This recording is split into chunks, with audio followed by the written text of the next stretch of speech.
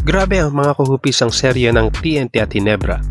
Last night sa Game 2, Ginebra won the game 71-70 in a highly contested at puno ng defensive stops. Sabi ko sa nakaraang video ko na ang opensa ang sandalan ng Ginebra habang ang TNT naman ay sinasandalan nila yung mahigpit nilang depensa. But last night, I think sumugal na si Coach Tim Cone. Kasi last finals at itong Game 1 ay hindi naging mabisa yung mga normal set nila against TNT. So I think he decided na makipagsabayan na sa depensa kontra tropang Giga. So how did they pull off this win? Sabi ko nga, ang depensa ang naging puhunan ng Ginebra ironically. Ang naging primary defender ni Rondae Hollis Jefferson ay si Stephen Holt, and they made life miserable sa mga attempts ng TNT players. Umpisa ng laro, JB wants to be aggressive at sabi ko nga, RR Pugoy is the primary local defender niya.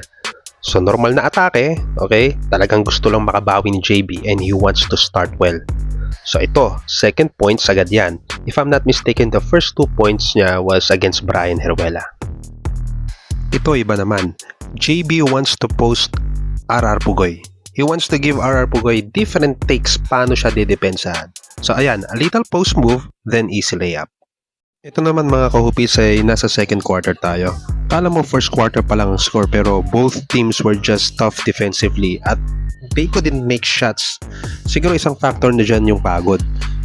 Kapag nag-exert ka kasi talaga ng effort on the defensive end, mapapagod ka talaga. And isa sa mga highlight dito ay yung sapal ni Japit Aguilar against Glenn Cobun. Isa pang Ginebra player na super aggressive rin sa laro na ito ay si Scottie Thompson. This time, he is posting up a TNT defender, bangga ng isang beses, turn around and made a layup against RHJ. Actually, ang ganda ng nilaro ni Scottie last night, no? Nung game 1, hindi ko siya naramdaman. Talagang parang absent siya nung laro na yan. But this time, he made a lot of shots, he made a lot of assists. Ito, another Scottie play. Alam nila na RHJ has 2 fouls, so they know they can attack the rack. So ito, drive ni Scottie, then pasa kay Japet for a dunk, at umiwas na lang si RHJ. Mga kahupis, punta tayo sa dying minutes ng laro. Actually, nakahabol na yung TNT dito at lumamang pa 70-67. Pero I will highlight a couple of defensive stops ng Ginebra na naging key para makuha uli nila yung lamang. Dito, RHJ from the top of the key, tinry niyang i-atake itong si Stephen Holt pero ang higpit kasi talaga ng depensa ni Holt And when RHJ turn around, nakaabang na pala doon si RJ Abarientos. So nag-emergency pass itong si RHJ and yun, na-force yung turnover kasi stepping on the sideline yung kakampi niya na si Stingray. Ito, another defensive play ng Ginebra. Actually, hindi pa nila nakukuha yung lamang dito pero this is a good one.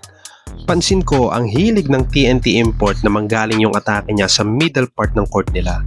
Pero nababasa na siya ng Ginebra So this one, pinasa ni RHJ yung bola kay Kim Maurin and nung na-receive niya to, he tried to shoot it pero nagmintis. And if you're Ginebra, you will take it.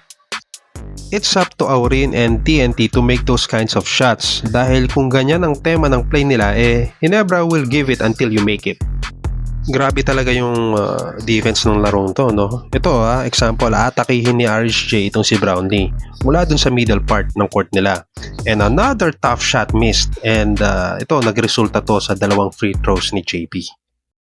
At mula sa free throws na yon, doon na nila nakuha yung kalamangan, 71-70. And lastly, for sure, hindi nakatulog itong TNT import dahil sa play na ito. Another defensive stop ng Jeans. Kahupis, basang-basa ng Ginebra ang gagawin ng TNT.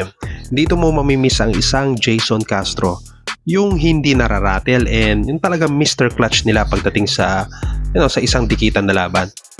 Pero going back, RHJ again from top. Alam ng Ginebra 7 seconds na lang ang natitira and nung nasa gitna na si RHJ nag-triple team sila. And of course, na-fumble ni RHJ yung bola that resulted to a missed. Grabe, ang ganda ng depensa ni Stephen Holt, no? Talagang na-lockdown niya talaga si RHJ. Alam nyo, JB is the best player of the game. Pero kung ibibigay ko ang best player of the game, kay Stephen Holt. I don't know. kung ginawa yan ng mga commentators kagabi, pero Hulk deserves it kung nabigay naman sa kanya yung co-best player of the game. Mga kahupis, punta naman tayo dun sa mga pagkakamali na pwedeng itama ng TNT. Mabilis lang to. I think Ginebra was the more aggressive squad sa umpisa pa lang ng laro and medyo nag-relax itong TNT. Siguro dahil hindi nila inaasahan na papantayan ng Ginebra yung depensa na pinapakita nila. And Jeans really did well. Pangalawa, they have to pressure Justin Brownlee more. Kasi I think first quarter pa lang double digit na yung scoring ni JB. And nalalamyan ako sa depensa na binibigay sa kanya yung opening salvo pa lang. Pangatlo, subukan pa nila na mas maging aggressive attacking the rim and don't rely too much kay RHJ. Kasi talagang punteriya siya ng depensa Make them pay by doing the normal dribble drive offense. Masyado silang nagsettle dun naman sa 3 points, lalo na no second quarter na parang walang pumasok if I'm not mistaken. Lastly, RSJ has to trust his teammates. 3 possessions, bad yung decision making that resulted in this loss. Masakit to for TNT lamang na sila 70-67 but because of the 2 to 4 miscues natalo sila. They could have easily add on to that lead pero bumitaw But the good news is, sa dami ng errors ng TNT at natalo lang sila ng 1 puntos, okay? 1 puntos lang.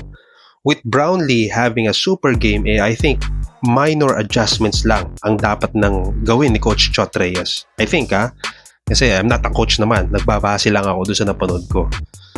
Yun lang muna mga kaupis, bye muna.